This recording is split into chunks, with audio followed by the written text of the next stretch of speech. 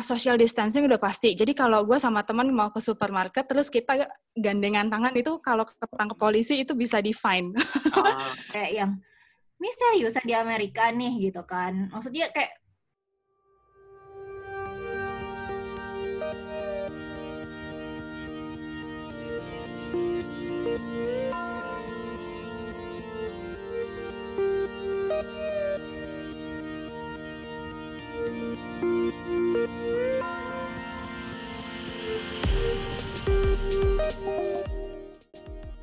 Halo managers, mantan Najib viewers. Akhirnya setelah sekian lama, Najib bisa kembali lagi di sini menyapa kalian dengan video terbaru. Di sini, Najib akan ngobrol dengan teman-teman kuliah Najib yang sekarang lagi tinggal di beberapa negara mengenai update kasus corona di wilayah masing-masing dan juga bagaimana perubahan yang dialami oleh mereka. Tapi karena jaraknya berjauhan dan juga untuk mematuhi seruan physical and social distancing, maka Najib akan menghubungi mereka lewat video conference. Dan di video conference nanti nggak cuma ada update, tapi kalian juga bisa mendapatkan tips bagaimana agar tetap produktif selama menjalani masa karantina. Pastikan kalian tonton sampai habis, tapi sebelumnya jangan lupa untuk klik tombol merah yang ada di bawah sini. Hai semua, gimana kabarnya nih? baik. Halo. Waduh, udah lama banget ya kita nggak kumpul-kumpul kayak gini, kayak terakhir kita kuliah, maksudnya kita pertama kuliah itu ternyata udah 11 tahun lalu loh. Kalian nyadar nggak sih? Udah tua ya. Iya ya ampun, clear banget ya, bener ya. Aduh, pengen lupa umur. Oke, sekarang sebelum kita mulai, boleh dong kenalin satu-satu kalian masing-masing, sebutin namanya. Sekarang kalian lagi berada di mana dan kalian sedang apa di situ? Ngapain kok sampai jauh-jauh ke sana gitu? Oke, yang jauh dulu deh. Yang paling jauh di pucuk yang mendekati kutub selatan, Iik. Halo, nama saya Iik. Jadi sekarang saya tinggal di Norwegia, tepatnya di daerah Barum. Jadi ini adalah tetangga Oslo, tetangganya capital city di Norwegia. Sekarang saya bekerja sebagai asisten guru. Saya Grace, saat ini saya sedang di Belgia dan saya di Belgia karena bekerja sebagai researcher untuk pharmaceutical company. Oke. Nama gue Geget. Tinggalnya di Dubai. Kerjaannya sekarang lagi nggak ada. Tapi kalau Biasanya lagi apa, ada Get? kerjaan pramugari. Oke, dari Dubai kita kembali ke tanah air. Ada Sinta di Bali. Hai Sinta. Halo, Sinta. Sekarang tinggal di Bali. Kerjanya sekarang lagi libur. Minggu depan mulai lagi ngajar online di sekolah swasta di Bali. Halo semuanya, nama saya Iwan. Sama seperti Sinta, saya adalah salah satu tim pengajar, tenaga pengajar di salah satu sekolah di Jakarta Utara. Halo, Najib taunya Eki nih, tapi sekarang gue udah ganti nama di sini jadi Dian. Nggak ganti nama sih, itu nama gue juga. Teman-teman gue taunya di sini Dian. Gue sekarang lagi sekolah di Syracuse University, jurusan Teaching and Curriculum. Dan ini 2 bulan terakhir sebelum kelulusan, yang sayang sekali, sedihnya tidak akan ada wisuda atau mungkin wisuda virtual. Kita lihat saja nanti bagaimana perkembangannya. Oke, jadi seperti teman-teman ketahui, virus COVID ini kan sudah menyebar sangat cepat ya, COVID-19 ini, dan per hari ini tanggal 30 Maret, persebarannya itu kasusnya sudah 700.000 lebih di seluruh dunia. Kalau di tempat kalian masing-masing nih, orang-orangnya responnya gimana sih menghadapi situasi yang lagi pandemik begini? Sepanik apa atau sesantai apa orang-orang di sana? Kalau di Norwegia sendiri, waktu penyebaran pertama itu kan tanggal 26 Februari, karena cuma baru 1 case, jadi semua orang tuh semuanya santai, benar-benar santai. Dan semua orang juga berpikir, oh itu cuma 1, jadi nggak akan menyebar ke semuanya, dan itu juga di bagian paling utara. Nah, terus ada lagi case yang kedua, itu ada lagi di Oslo sama di daerah Barum, tempat saya tinggal. Nah, dari situ orang-orang masih tetap santai aja, kita masih tetap beraktivitas. Tapi setelah Maret itu 14 Maret itu kayak puncaknya orang-orang mulai panik ketika Prime Minister-nya udah bilang ini udah darurat dan orang-orang harus mulai bekerja di rumah, sekolah harus ditutup, dan dari situ mulai kayak orang-orang tuh panik buying gitu. Hari pertama dan hari ketiga itu orang-orang udah kayak bener-bener gila di supermarket itu sampai nggak ada yang namanya beras. Pertama kali datang ke 4 supermarket itu beras nggak ada. Jadi kayak gitu kalau di daerah Norwegia di tempat aku tinggal tuh ya.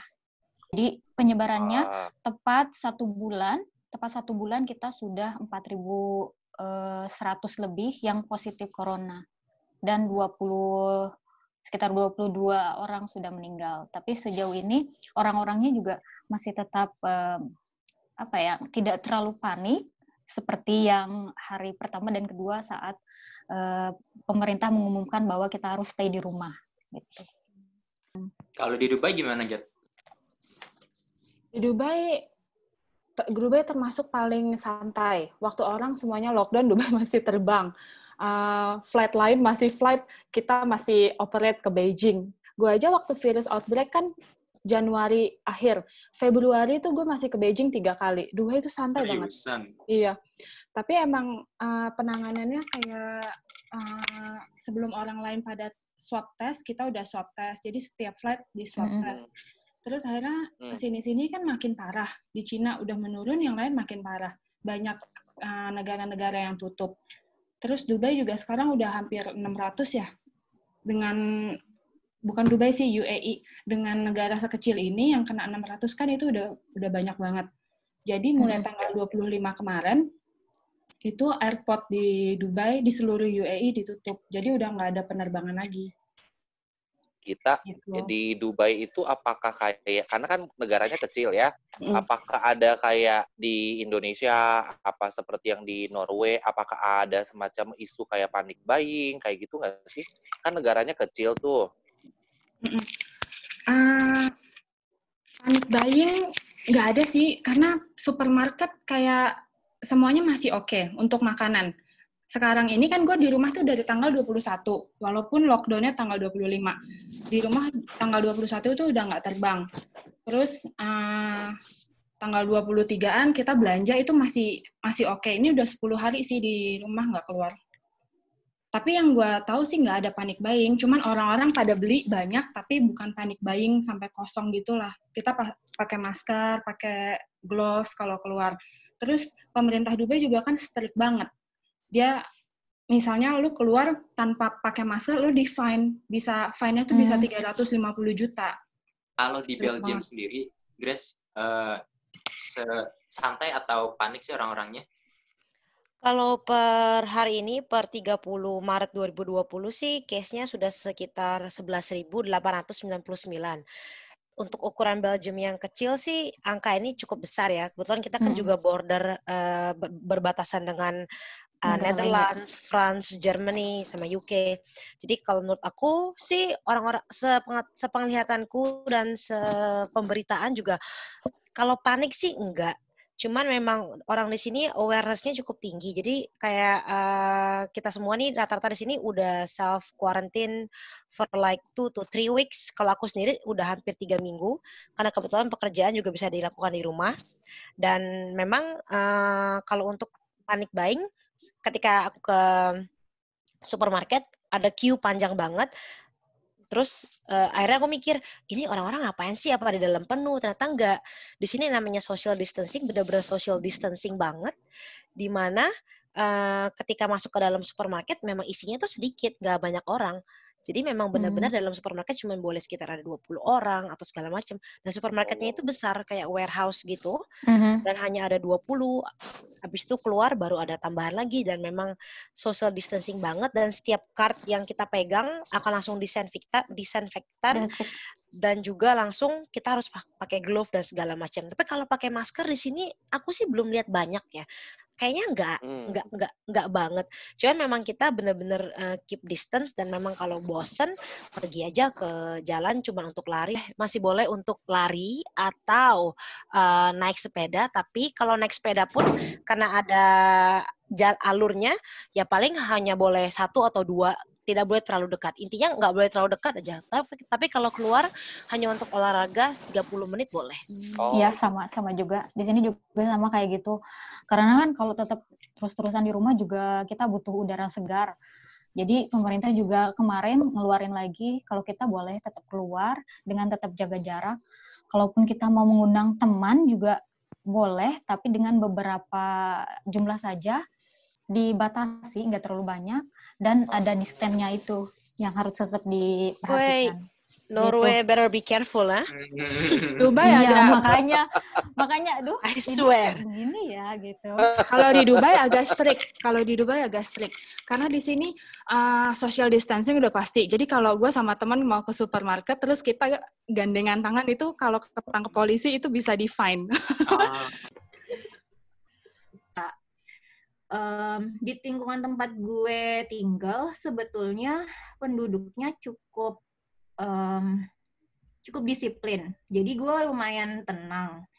Nah, cuman ketika belanja atau bahkan ketika ke downtown itu beda 180 derajat gitu. Kayak yang ini seriusan di Amerika nih gitu kan. Maksudnya kayak gue yang literally jaga jarak gitu kan. Gue gantian ketika orang lagi milih sayur atau beli daging atau segala macam. Terus tiba-tiba pas giliran gue, orang main istilahnya nggak peduli gitu gue ada di sana segala macam. Gue yang jadi bingung sebenarnya. Ini harusnya gimana sih? Tapi emang ya tadi karena emang kenyataannya di luar sana masih banyak yang nggak peduli sih, dan itu kayak nggak bisa dipukul rata kayak semuanya ngerti. Dan ini kayak mereka udah tahu nih beritanya, tapi mereka masih aja tetap aja kayak berusaha untuk kumpul-kumpul lah di taman gitu kan, atau keluar lah nggak jelas gitu. Sampai sekarang masih kayak gitu? Well, gue nggak bisa bilang kalau di taman ini, cuman jadi kayak yang mungkin sekitar 4 atau 5 hari yang lalu teman gue harus nyari daging dan dia pergi ke downtown, dia bilang bus penuh gitu kan. Habis itu kayak dia masuk ke toko tuh orang masih yang makan dengan santainya, orang pada nggak pakai masker. Kalau di Bali tak ini nggak tak jumlah turis ngurangin banget nggak? Di Bali tuh kasusnya sebenarnya nggak banyak ya dibanding Jakarta. Belum sampai per hari ini sih 19 total positif. Yang dites juga udah banyak, udah ratusan, tapi banyak yang negatif syukurnya. Tapi ya karena banyak negara yang close border, terutama negara-negara yang paling banyak kirim turis ke Bali, jadi di sini sepi, banyak hotel yang cancel, semuanya tutup sih kalau bisa kerja dari rumah. Itu udah mulai dari sekitar 2 minggu yang lalu udah disarankan, dihimbau untuk kerja dari rumah. Sayangnya kan yang kayak restoran, hotel itu kan susah kerja dari rumah. Mereka masih beroperasi tapi kayak kebanyakan cancel, jadi banyak yang merugi. Jadi banyak yang misalnya pekerja harian yang harus hilang pekerjaannya. Kan di Bali itu sangat sangat bergantung sama pariwisata. Terus pasar tradisional yang paling rame orangnya kayak Pasar Badung itu udah tutup udah berapa ya? Lebih dari seminggu. Tapi mereka buka online. Pasar tradisional goes online beneran. Dan jadi delivery gitu ya? Iya. Di Jakarta pun di beberapa supermarket ya, misalkan di Carrefour, di Hypermart itu memang sudah ditempelkan sih informasi mengenai memang disarankan untuk tidak menggunakan uang cash gitu. Cuman mungkin ada beberapa orang yang memang lebih prefer ke cash ya. Nah, untuk tulisan-tulisan itu sih memang sudah ditempelkan. Jadi sepertinya sih pemerintah dan para pengusaha sudah aware tentang isu itu. Untuk lebih ke cashless sih gitu. By the way, sama sih. Boleh dong lihat ke daerah sekitar kalian, mungkin ke luar jendela. Ini kan kalian pasti masih ada di dalam rumah ya. Boleh dong lihat keluar itu sesepi apa sih daerah kalian karena social distancing ini? Rumahnya Ii sepi mulu. Ya sih, padahal dia corona nggak corona tetap sepi ya. Rumahnya Ii sepi mulu, nggak ada yang lewat, cuman burung. Cuman burung ya, tetap aja sepi.